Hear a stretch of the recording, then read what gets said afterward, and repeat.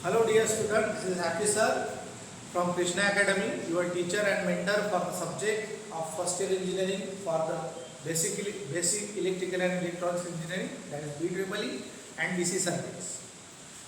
Today I will deliver a lecture on the topic of basic electrical and electronics engineering from the subject BEEE for the source transformation. So we will deliver the topic lecture on the topic source transformation. So what is source transformation? तुम्हाला इथे समजायला पाहिजे काय नावातच त्याचा अर्थ लपलेला आहे. काय सोर्स ट्रान्सफॉर्म म्हणजे काय? सोर्सचं ट्रान्सफॉर्मेशन. आता बेसिकली आपल्याला किती सोर्सेस असतात? दोन सोर्सेस असतात. एक असतं आपला व्होल्टेज सोर्स आणि एक असतो करंट सोर्स. आता सोर्स ट्रान्सफॉर्मेशन म्हणजे काय असू शकतं? जेव्हा मी व्होल्टेज सोर्सकडनं करंट सोर्सकडे म्हणजे काय झालं ते ट्रान्सफर. तसंच करंट सोर्सकडनं व्होल्टेज सोर्सकडे गेलो ते काय झालं? ट्रान्सफॉर्मेशन. तर सोर्स ट्रान्सफॉर्मेशन म्हणजे तोच का आपल्याला कुठून कुठं जायचं आहे? व्होल्टेज सोर्सकडनं करंट सोर्सकडे, परत करंट सोर्सकडनं व्होल्टेज सोर्सकडे. तर सोर्स ट्रान्सफॉर्मेशन काय सांगतं? Source transformation states that any voltage source with series resistance,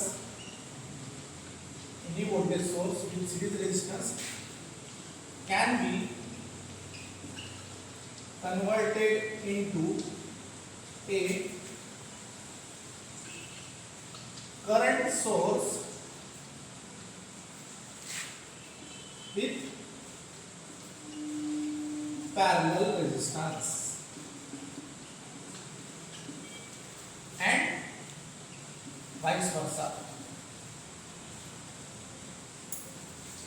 Source transformation काय सांगतं? Any voltage source with series resistance can be converted into a current source with parallel resistance and vice versa means any current source with parallel resistance can be converted into a voltage source with series resistance. अब देखो याचा अर्थ काय होतो? समजा मी एक voltage source आहे, ठीक आहे, त्याच्यासोबत काय एक सिरीज रेजिस्टन्स आहे. हा व्होल्टेज सोर्सचा कॅपॅसिटी किती आहे? V आणि रेजिस्टन्स आहे R आणि हे दोन टर्मिनल A आणि B. याला मी कशात ट्रान्सफॉर्म करू शकतो? तर current source with parallel resistance, current source with parallel resistance. ठीक आहे, बघा हा व्होल्टेज सोर्स आहे, याला मला करंट सोर्स मध्ये जायचं आहे. आता आपण लहानपणीपासून ओम्स लॉ शिकलो. ओम्स लॉचं इक्वेशन काय सांगतं रे आपल्याला? ओम्स लॉचं इक्वेशन काय सांगतं? बेसिक इक्वेशन आहे V = IR. तर आपण I कसा काढतो? V/R. I कसा काढतो? V/R. म्हणजे जर मला हे V काढायचं असेल, हे काय काढायचं असेल? I काढायचं असेल तर I काय असणार सांग? I काय करणार? हा काय आहे? V आणि हा काय आहे? R. म्हणजे I काय असणार आहे? V/R. I काय असणार आहे? V/R. आणि R ची व्हॅल्यू कशी असणार आहे? सेम. एक्झाम्पल घेऊ आपण. समजा हा व्होल्टेज सोर्स आहे आपला 10 व्होल्ट आणि हा रेजिस्टन्स आहे आपला 5 व्होल्ट. ठीक आहे, याला मला या व्होल्टेज सोर्स विथ सिरीज रेजिस्टन्सला कशात कन्वर्ट करायचं आहे? Current source with parallel resistance मध्ये कन्वर्ट करायचं. तर कसं करणार? या I ची व्हॅल्यू काय असणार? I आता काय सांगितलं होतं? V/R. आता या व्होल्टेज सोर्सची व्हॅल्यू किती आहे? 10. R ची व्हॅल्यू किती आहे? 5. म्हणजे या करंट सोर्सची व्हॅल्यू किती येणार आहे? 2. म्हणजे हा जो करंट सोर्स असणार आहे तो किती याचा असणार आहे? 2 एंपियर. हा करंट सोर्स कितीचा असणार आहे? 2 एंपियर. आणि या रेजिस्टन्सच्या व्हॅल्यूला काय फरक पडणार का? नाही, रेजिस्टन्सची व्हॅल्यू सेम असणार. रेजिस्टन्सची व्हॅल्यू किती असणार आहे? 5 ओम. रेजिस्टन्सची व्हॅल्यू किती असणार आहे? 5 ओम. तर आता आपण कुठलं ट्रान्सफॉर्मेशन शिकलो? Voltage source to current source. आता व्हाईस वर्सा म्हणजे उलट, current source to voltage source कसं बघायचं ते बघू आपण आता.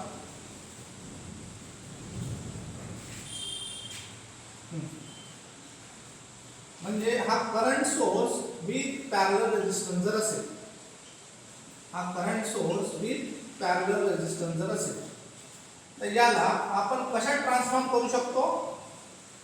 Voltage source with series resistance. Voltage source with series resistance. ठीक आहे. आता हा करंट सोर्स आहे, त्याचं ट्रान्सफॉर्मेशन मी व्होल्टेज सोर्स मध्ये करतोय. परत इथं कोणता लॉ कामी येणार आहे मला? Ohm's law. ओम्स लॉ काय सांगतो? V is to IR.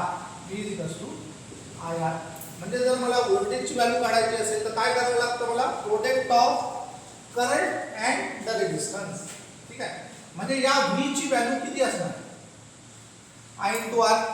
आणि या रेझिस्टन्सची व्हॅल्यू किती असणार आहे? जेवढा इकडे रेझिस्टन्स होता सेम रेझिस्टन्स कुठे येणार आहे इथे. ठीक आहे. तर एक एक्झाम्पल घेऊ. पहिल्याचं सांगतो. समजा या करंट सोर्सची व्हॅल्यू आहे आपली 10 अँपिअर. या रेझिस्टन्सची व्हॅल्यू आहे समजा 2 ओम. या रेझिस्टन्सची व्हॅल्यू आहे 2 ओम. ठीक आहे. Then if we transform this current source to voltage source, then what will be the value of this voltage source? V equals to IR. V equals to IR. I ची value किती आहे इथं? 10. R ची value किती आहे? 2. म्हणजे V equals to किती येणार आहे? 20 व्होल्ट. तर या व्होल्टेज सोर्स ची व्हॅल्यू किती येणार आहे? 20 व्होल्ट. आणि या R ची व्हॅल्यू काय असणार आहे? सेम. R ची व्हॅल्यू किती असणार आहे? 2 ओम. ठीक आहे. हे प्रोसेस आहे कोणती? To transform the voltage source into the current source, then current source to the voltage source. फक्त बेसिक फॉर्म्युले आपल्याला लक्षात ठेवायचे कोणते? V इज टू I, जो आपण लहानपणीपासून शिकवत आलो थ्रू ओम्स लॉ. ठीक आहे. आपण याच्यावर एक एक्झाम्पल घेऊ.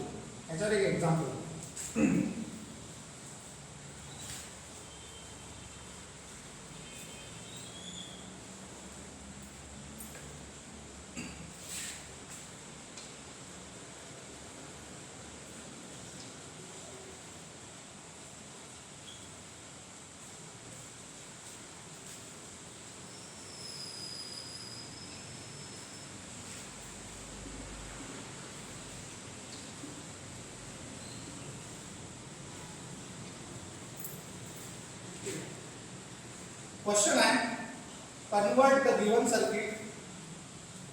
the given circuit into a single current source and single resistance across terminal A and B. Across a terminal A and B. Question काय आहे? जो काही तुम्हाला गिवन सर्किट दिलेला आहे त्याला कशात कन्वर्ट करायचा आहे? हा सिंगल करंट सोर्स आणि त्याच्यासोबत सिंगल रेझिस्टन्स असला पाहिजे. टर्मिनल कोणते दिले आहे तुम्हाला? A आणि B.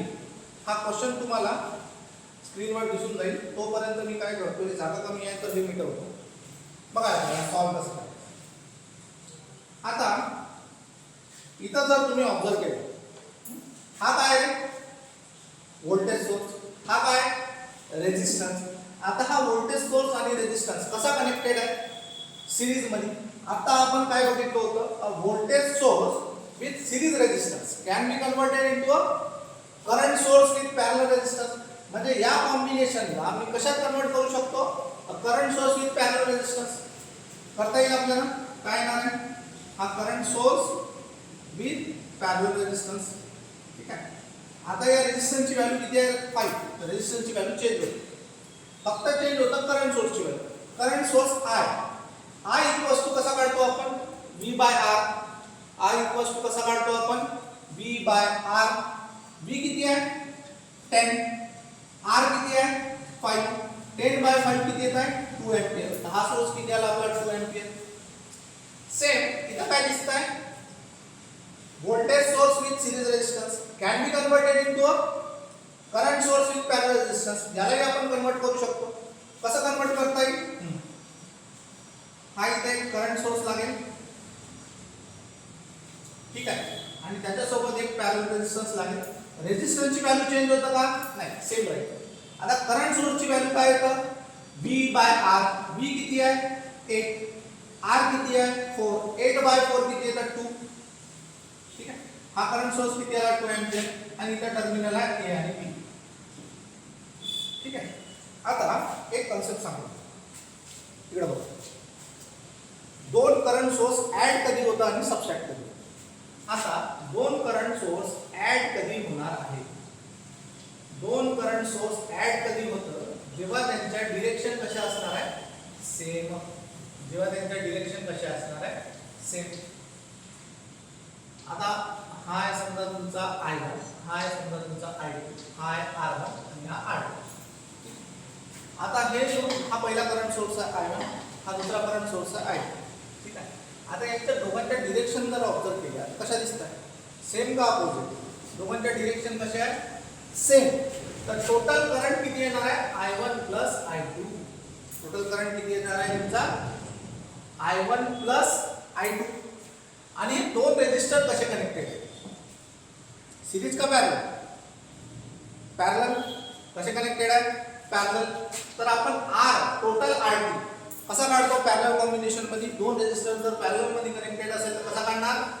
R1 R2 upon R1 plus R2. ठीक आहे. हे सेम सर्किट दिसतंय तुम्हाला.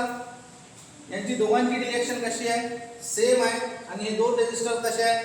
पॅरलल मध्ये कनेक्टेड आहे. म्हणजे हे दोन करंट सोर्स का होणार आहे? ऍड होणार आहे. हा किती आहे?